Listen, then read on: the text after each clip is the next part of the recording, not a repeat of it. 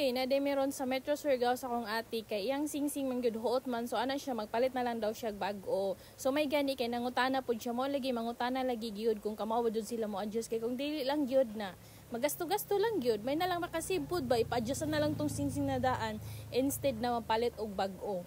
So nangutana siya kamaw ba sila mo adjust. So ningon si sir o kamaw sila mo adjust basta ang ipa-adjust point lang sakto pod kay ang sukod siyang singsing is 5 man unya ang sukod siyang kamot is 5.5. So mo adjust sila ba sa point lang. So paraming sukod sa akong ate og kanang singsing. So baka naman, nagpaparinig. Okay, shoutout po dahil nato ni mga gwapo dire sa Silverton. Ug ako na sayop murag sila ang pinakadugay na Silveran dire sa Surigao City. Sulod ra jud ni sila sa Metro Surigao. Kaya nakahinomdom pa ko, lunita pa ko that time naa na jud ning Silverton dire sulod sa Metro Surigao. Unya mga buutan kay ning mga boys over flower din hi. Huy.